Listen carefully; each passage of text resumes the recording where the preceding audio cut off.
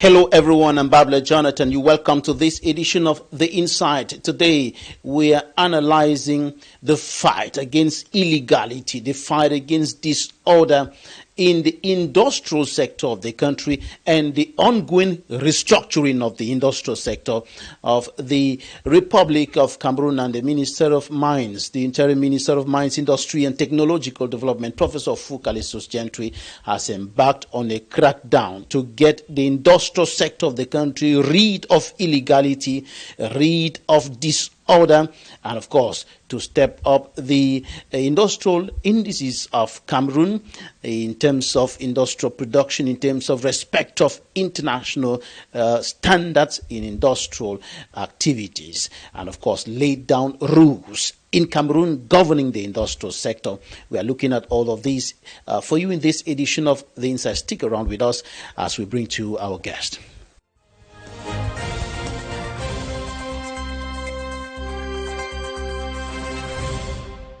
Our guest today is Professor Calistus Gentry, the Interim Minister of Mines, Industry and Technological Development of Cameroon. Mr. Minister, welcome to the program. Thank you. Mr. Minister, give us a snapshot of the industrial sector of Cameroon. There seems to be quite a lot of illegality and disorder that had been prevailing before now. Yes, just like we are restructuring the artisanal sector, we are putting in place mining companies. Cameroon is going to transform everything from mines to forest products to agricultural products.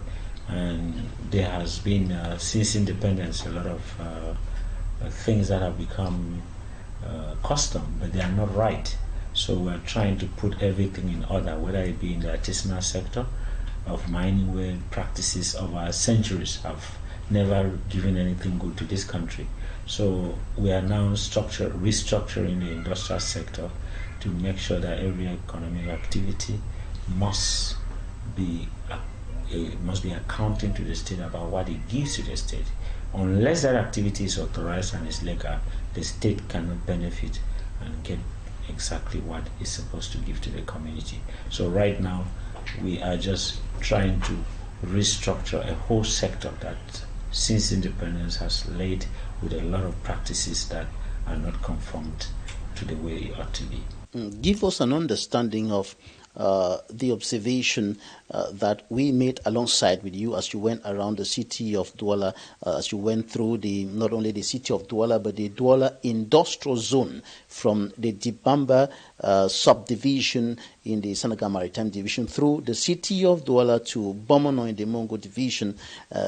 We saw a lot of companies, many companies, functioning in illegality. Cameroon is a very strategic nation. Cameroon has very good conditions of in terms of ease of life. And our geographical position is such that we have Nigeria as a neighbor, we have a big market, and many things favor us. So a lot of people are flowing into the country despite all what people say. So when these people come, it's simple. You can't open a pharmacy if you don't have the permit. You can't even build a house if you don't have the permit. People cannot operate industrial concerns if they don't have the authorization. And it is that authorization that allows us to give terms of reference for how that business will be done, for what jobs it will create, for what taxes it will pay. That, in the French word, cahier de charge. Without that, most of what the state ought to recover from this activity, just like the mining sector, is very minimal. So we're trying to optimize what the state should get as revenues, as jobs, as working conditions and everything for the workers. So it's a revolution. We've structured the artisanal sector, which has been existing like that for centuries, and we're now entering the industrial sector to structure it. Because when we optimize all these things, the state will get the right revenues in taxes and everything that it ought to get. And I think you saw that people just walk in, they are supported by a Cameroonian, and they start doing something. So we're going to have a crackdown, and we're doing a cartography of the whole country to say in each administrative unit what industries do we have. We break it down to districts, to subdivisions, to municipalities, to divisions, so that, like in Douala, we'll spread it out to all the subdivisions and we'll be able to do an industrial inquiry into which industries are in this administrative unit. What do they need as raw material? What are they giving to the state? What jobs do they give? And that data will be available to all administrators, available to all tax collectors, available to all ministries, in order that Cameroon industry should become a very, very big contributor to our gross domestic product. A question that Cameroonians will be asking, though, after seeing some of our reports on the different infrastructures put in place, especially by foreign nationals, huge investments in the Dibamba area, in the Bomono area. How could that be happening? And with no authorization, no legal ground, how could that be happening in a country where there is intelligence? Dibamba is a swamp area, abandoned, nobody goes there. These people took advantage of that. But what you should press us is that these structures are recent. They are still even under construction. The fact that we have dictated it shows that our ability, our program to create a mapping of industries in Cameroon is working. So we are catching them in the net, and we are saying that there are a lot of practices. We have thousands of activities which are called classified establishments, which range from anything. So it is something that has been existing. It is something that is catching ground, as I said, because many people are coming into this country. But the fact that the Dibamba area, which I are showing, you see they are all new structures. And we have put up a mechanism through our mapping of every administrative unit about the industries, and that's why we are bringing up these things. I think that our effort should be commended. I think that is a starting point. I think that some things have become a norm, whereas they are not supposed to be. So we are putting things in order into the whole fabric of our ministry, whether it be in mines, whether it be in industry, whether it be in technological transfer and the rest. You've sealed a good number of those companies that have been functioning in illegality. What's going to happen next? Do they have the possibility of putting things right, obeying the laws, and be authorized? It's just like in the mining sector, we take you on for illegality. Like in the mining sector, the mining code is very precise. It says if you don't do this, well, we take you on that law, and on that law you are going to go through judicial proceedings. So in the same way, all these companies are going to pay fines, administrative discipline, and they will comply. But before that, they will pay damages for having operated in illegality. If they comply their documents, then our idea is not to chase away industry. Our idea is that industry should work in conformity so that our tax base will be increased. So many of them will start to comply. They will do the requisite thing to register, and we'll give them terms of reference under which they will operate, and we'll feed into our database to know that these are the number of companies operating, these are the taxes government should expect from them, these are the jobs we should expect from them, this is the type of way workers should be treated, and the rest of it. So it's a revolution in our industrial sector as there is a revolution in our mining sector. What is the risk involved when we have companies operating in illegality without a strict control of the authorities, and what is the state losing? So much. You can't evaluate revenues if somebody is working illegally because you don't know what he produces. He will declare based on what he wants. So we are there to make sure that we give industrial statistics. And as I said, those who are involved in tax collection will know exactly what they should be collecting. They should know the production of each company. Again, how can somebody produce something in your country? If it's a foreign company, for example, how are we sure that he's not making something that is detrimental to the health of those around? That's why all those things must be related with environmental impact studies, because supposing somebody was producing chemical weapons, so we are not taking it lightly. No illegal activity will be allowed in any industrial activity. We saw you in a company producing whiskey, and we saw an illustration that you made with a bottle in which the whiskey is packaged, and you were explaining that it is not healthy for human consumption because of the chemical reaction between the whiskey and the bottle, or the plastic bottle, the plastic container. Yes, my visit here has been based on several points. It's based on cartography of industries. It's based on legality. It's based on improving indices of industrialization.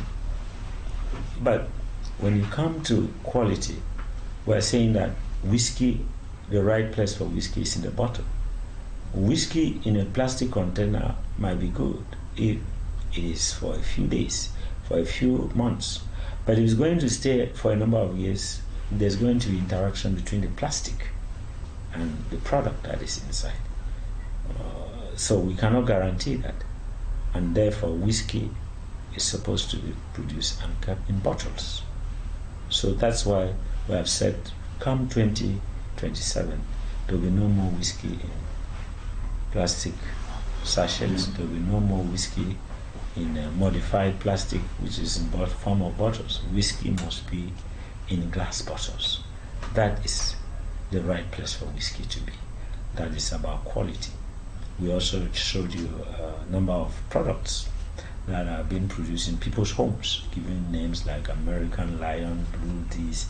We have listed those products and advised Cameroonians not to consume them because they are not produced under industrial conditions. And therefore, that is a quality aspect of our ministry. We are also in charge of quality. So we are cracking down also and making sure that we cannot control. If you produce whiskey in your house, how do we control it? In one day you can index the Ministry of Mines, but if you just lock your house and you are producing whiskey. So we work with intelligence, we work with information sources that I cannot even disclose to you to get some of these things, because they are small, medium operations. But all is that when we go out to the market, we see those type of products and we see that we didn't authorize them, we say don't drink them. And that's why I want you to publicize all that list. As you put in your program, you list all the 22 companies and say, people, this product should be taken off the shelf. But if people see it in some remote areas, they should not buy those products because they are not good for their health. All right, Mr. Minister, I want to suggest that we take a quick break. Time for us to bring to our viewers the list of those products not authorized, unlawful, unhealthy for human consumption. We are here in front of where drinks are produced, and these are not authorized entities. But even so, they are produced in people's houses. It's, in fact, producing palm wine is cleaner than what is happening here. Yes. So you have Tata Pineapple Vodka, Pastis Gordon's Blend, Vodka Gordon's Blend, Dragon Vodka, Gordon Scotch, Kasani's Whiskey, Kujuro Gin, Coconut Peanut Vodka, Yobo, American Red, American Blue, Black Nobel, Tombo. We are going to make this list complete and we'll be able to publish it on our website, and we will only give you the authorized list. So people are advised to avoid these products because the environment in which they are produced is not fit for human consumption. Before we continue with the conversation, let's take a look at what the newspapers reported this week in Cameroon, particularly about the restructuring of the industrial sector, the enforcement of legality in the industrial sector in Cameroon. Let's take a look at what the newspapers reported on this week in Cameroon. We'll be right back.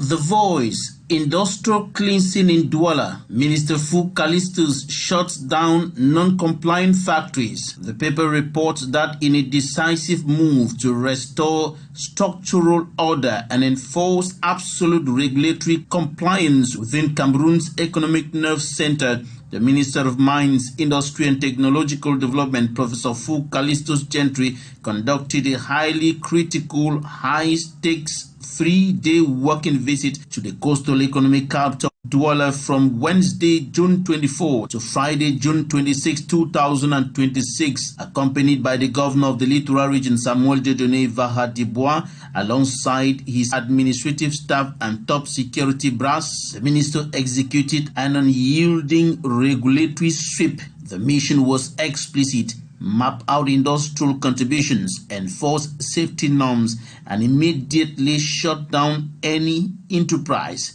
operating outside the margins of the law. The Guardian Post also highlights Minister Calistus' strive to enforce legal conformity in the industrial sector of the country. Away from that, the Post reports that armed individuals believed to be Ambazonian separatist fighters abducted and later released 5 Roman Catholic personnel, including an 84-year-old Neil Hill missionary in the Northwest region on June 19 in the latest targeting of civilians and religious workers in Cameroon's Anglophone crisis. And the Post Weekender says government failure to meaningfully bail out CDC triggers fresh workers' protest. Protesters decry horrible working conditions as the Cameroon Development Corporation struggles to recover from the Anglophone crisis. On the front page of another issue of the Guardian Post, research reviews underperforming public establishments costing state 40 billion francs CFA annually. 77 board chairpersons, 36 general managers in office illegally, as revealed by Professor Vivian Ondoabiwale. The Horizon falsely declared dead 1,205 teachers found alive in major payroll cleanup. And Municipal Updates tells its readers that the Prime Minister, head of government, Chief Dr. Joseph Ngote, has ordered speedy studies on the Limbe deep sea port ahead of imminent the continent that Africa's founding fathers were barely